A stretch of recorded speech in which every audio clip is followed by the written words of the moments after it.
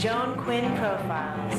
As an editor for Andy Warhol's Interview, the Los Angeles Herald-Examiner, LA Style, and Detour magazines, Joan covered the social set, the Hollywood hotshots, the international art scene, the mysteries of food, the excitement of travel, and the fabulous world of fashion. Joan continues to find creative people on the cutting edge who make things happen.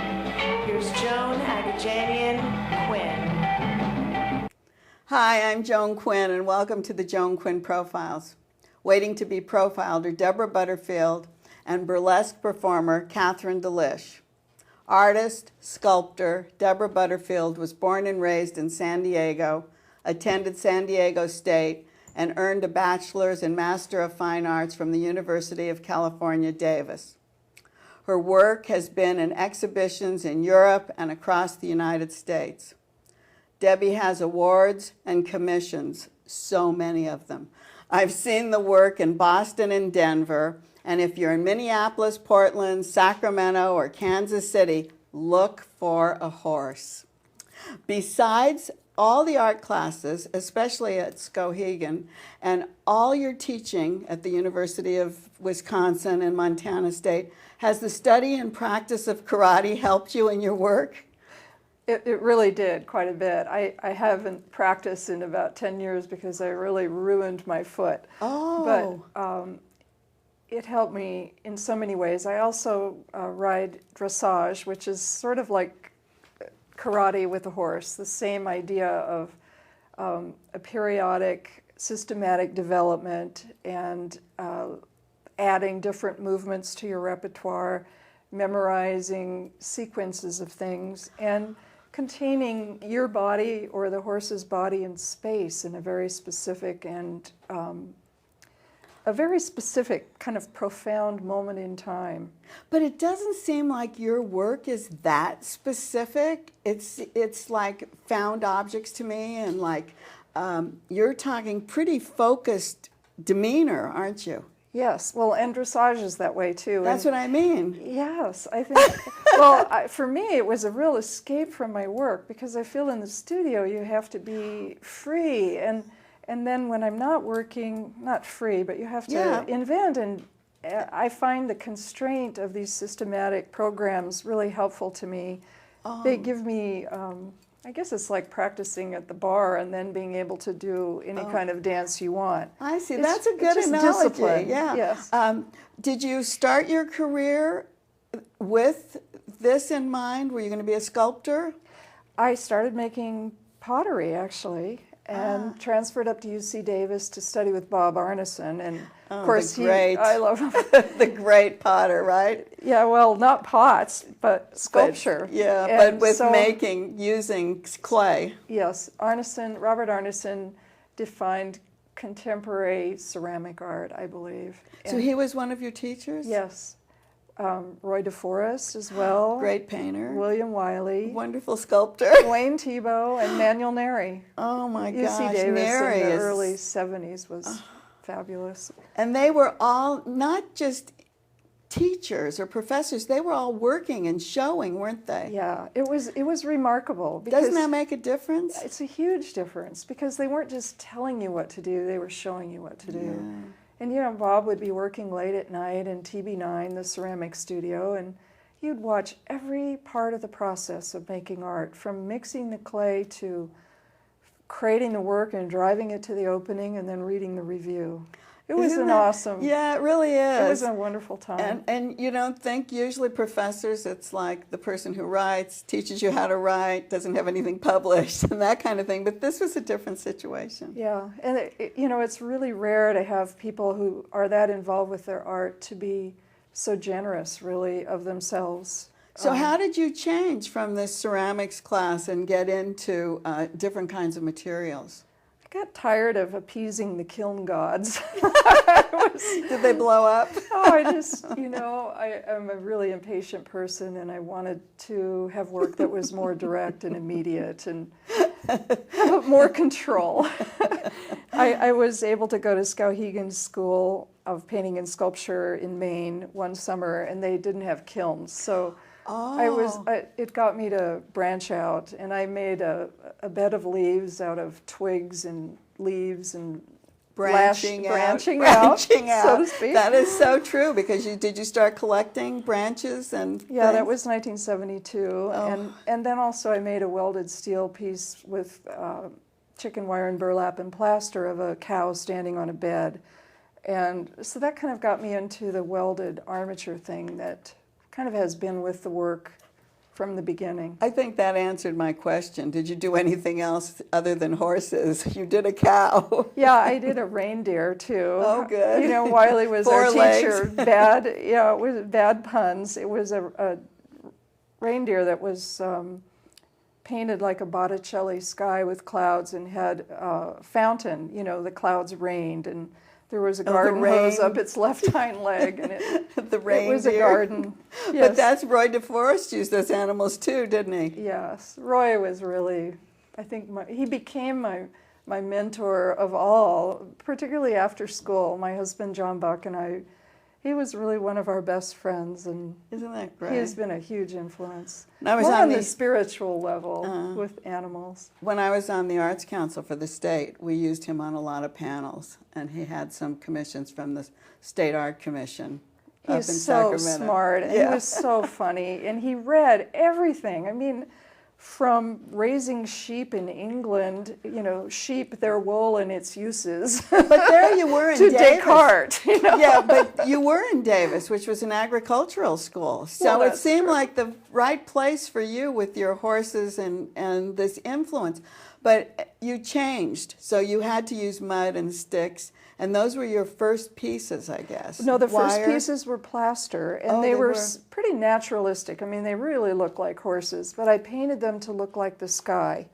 The reindeer Botticelli sky turned more into a Turner kind of atmospheric sky. So there were these heavy 700, 800-pound plaster sculptures painted to look like just an illusion, I guess referring to Magritte, but in a looser way, that like Doubting Thomas, you could just stick your hand into them and were they there or not. But the kind of thing was you were changing from this and getting into metal, right? Well, all of the pieces had to have a welded steel armature. That was what you made yourself think? Well, or that's how it had to be? Just in order to stand up and exist and be moved. The plaster horses did, and then... Oh, they did too. Yes, and then I covered them with paper mache, you know, chicken wire, and then with mud and sticks. And then I got tired of the fully volumetric pieces and always felt that the armatures were more interesting. So I started opening up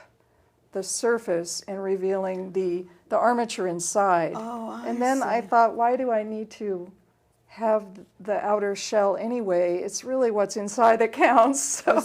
But the inside was nothing. So it was the armature and different space. Yes. Oh, that's interesting. So it kind of went from more of a painting surface to more like a drawing. And then building up on that, and then sometimes erasing a lot, you know, with a cutting torch, adding and subtracting it's a lot like painting, I think. Do you still have horses? Yes, I have 9 horses. You do. So are these pieces that you make portraits of your horses? Often they are. This one, in fact, is my mare this PJ. One in the middle? Yes. What is it called? PJ. Oh, that's your horse? Yeah. And this I feel like you're my mother holding up photos. Well, I would like to be and hold these things up, because this is at the LA Louvre Gallery right now, this piece, and there are 3 bronze horses. Is this a bronze? This is welded steel. This is welded steel, but there are 3 horses, and it looks like a chapel. It's so beautiful. The walls are so great. And so this is welded steel. Tell us a little bit about this and who it is. This is called Conure, and it's really a painting piece. I have a huge junkyard of colored scraps of metal that I've collected for 30 years. I must have. Where do you keep it? Oh, in Montana. It covers about a half acre. I must have 300 tons of steel. Oh, so you just go and look for what you want? Well, yes, and drag it out. And so it really was a color kind of exercise in and composition. Tell us how tall this is. They're very large. I don't know. If they were real horses, they'd be about 24 hands, something like that. And which is? About 7 feet at the shoulder. Oh, is that right? Yeah. Yeah, they look huge in that space. 6 feet, something. Let's see. This is a horse in recline. This is a bronze piece. I make the work out of sticks, and then at Walla Walla Foundry they invest the sticks in a mold and burn it out, so it's actually lost stick. So you lose your the original twigs is or lost. Oh, you do? It's like And so lost wax? it's lost stick. And so it's a unique piece. It's not really molded. It's a waste mold. So this is... Which horse is this? This is Danuta, who is also a real horse of mine. Are black your mare. sculptures always at rest, in a resting position? Usually they are. I think it's a reflective moment. It's up to the viewer. Like this one, the mare looked like she was about to roll. This one? Yes. Yeah, And that's so what it looked like to me, I too. kind of feel like in your body you internalize that posture and identify with it and almost feel that it's about to roll over. And so the movement is really part for the viewer to complete rather than... And also the viewer has to complete the whole image now that you've opened it up so much. I've tried to allow space for the viewer to climb in and inhabit the work, really. And this piece? It's called Burnt Pine. I did a bunch of pieces with names of Montana towns, but Oh. I made this armature and I liked it so much I decided I just was going to leave it. So you start, is this a bronze piece too? Mm-hmm. So you start with wood, always. Well, first, in a piece like this, I make the bronze armature out of sticks that have already been cast in bronze, and we weld an armature out of bronze sticks. I'm going to hold this Then I too. complete it by adding real sticks onto it. Are there real sticks? Well, and then the foundry, when I'm done, They- documents everything, takes each stick off and welds it back on once it's bronze. Oh, So I see. takes about 3 months to make one piece. This is a smaller piece, That's though. a smaller piece. It still takes a long time. It still does. I'm just going to go through these while we're talking. Yes, that's archery. So you're currently casting work. Yes. I mean, that's what you're doing. And what we're seeing at the LA Louvre Gallery is this series of cast horses. This is And the this horse is we have on welded the steel, set. yes. And this is small Yes. compared to the other pieces. Yeah, I think there are 3 small pieces in the show, and many of them illustrated in the catalog as well. How much of this work do you do yourself? I have an assistant that helps me with the welding. This piece is cyan, it's welded copper. So that's kind of soft? Yeah, the different metals have Oh, different... this was green. Yeah. This is beautiful. It's outside the gallery so that it Yes. changes with the... with the light. yeah, with the weather, too. Does it start getting greener, or is it... Well, I've sealed it, so hopefully not too much. But what I meant was, can you do any of the welding? Yes. Oh, you do yes. do that? Yes. I do have an assistant, and each kind of metal has a different personality. Copper is soft and yielding, and yet it breaks easily. And the same with bronze. It bends easily, and then because the cast bronze is more crystalline, it will shatter at one point. And steel is more difficult to bend and heavier, but it will do whatever you want. You know, it will bend forever. Like my mare PJ, she was that She'll do kind whatever of, you want. Yes, she So- was a really brave mare. So from bronze, where do we go? What material is next? I don't know. You've covered it all, haven't you? Never. Never? Well, we work in Hawaii part of the year, and what's exciting there is that there's always different kinds of trees and vines. You know, the nature makes such different decisions in a warm climate than in Montana. So even though I'm still using bronze, the original material could be banana polka vines or... Oh, and then that'll be... Yeah, so they give me a different line quality and just a different feeling. Thank you, Deborah, for being with us today. It's like you opened this horse. You did open the horse for me. Thank you. Thank you. And don't go away. We'll be right back with striptease virtuosa, Katharine Delish.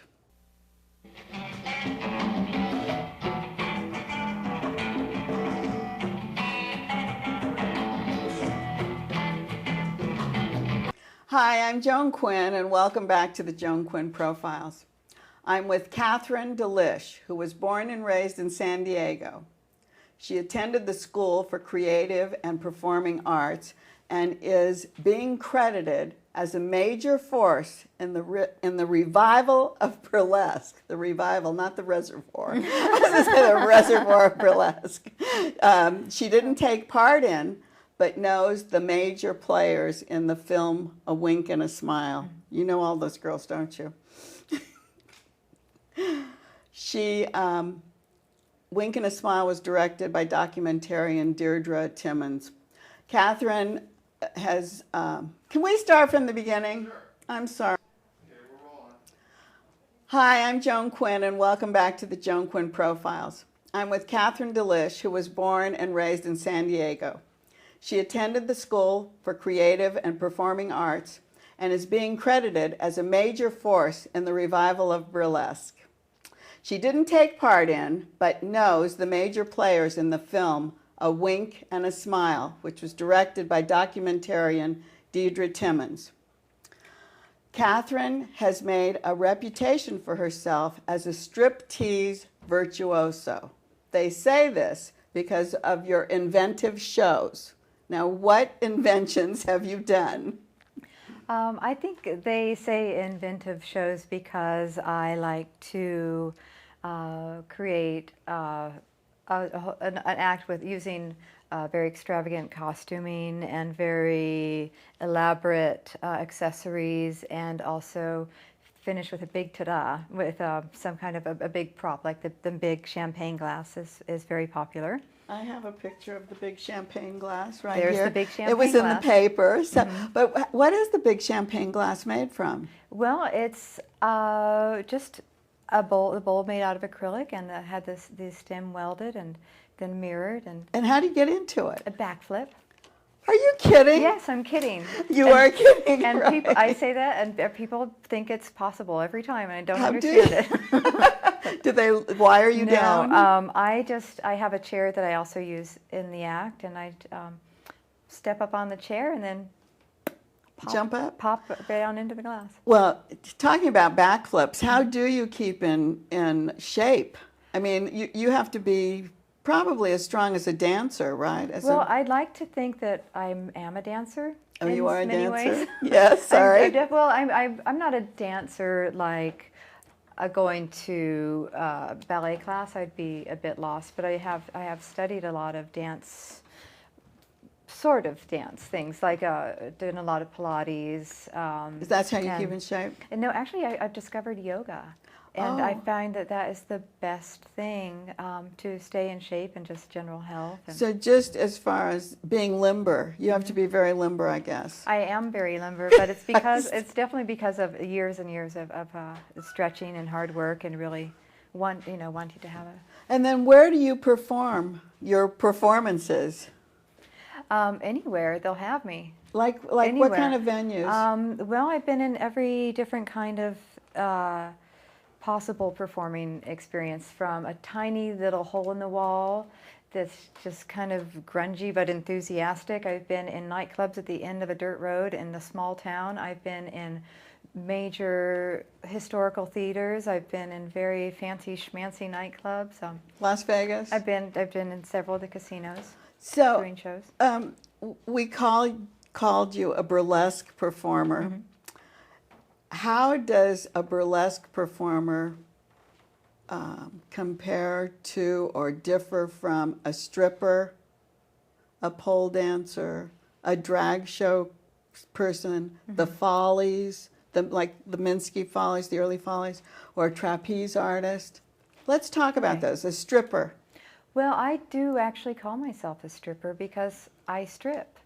And I'm definitely not doing any kinds of shows where I'm trying to make a political statement or anything like that. It's just, I just want to be entertaining So at it's the very least. So a pole dancer? I'm not really very monkey-ish, so I don't do the pole, but I definitely respect the girls that do. I mean, they're incredible. Some of them are as talented as anybody in Cirque du Soleil. It's amazing. And drag shows? I don't have a penis. Oh. What about- Besides that, there's some similarities, maybe not as much makeup. maybe not as tall of a hairdo, but still that kind of camp and spirit of fun is definitely there. And those early follies, those shows that they put on Broadway and in the like Minsky's Follies. I like to think that I have a little bit of that flavor. I definitely like that very showgirly That was great. attitude, and I like the ridiculous motions. Like if I freely will go like that and not think anything of it, although it's just cheesy. And what about but it adds to the genre of what you're doing. What about trapeze artists? I don't have a trapeze, but I do like to climb on stuff.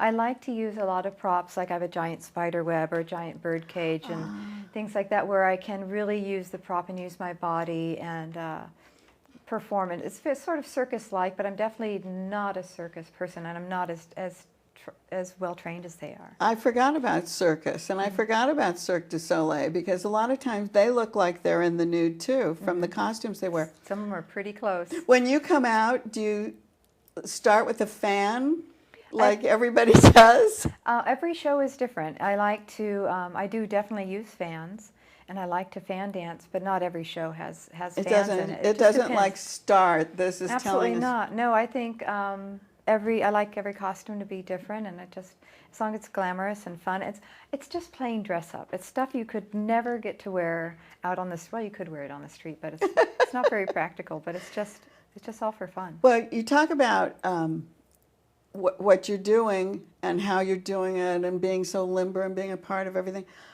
Is there a life after a burlesque queen?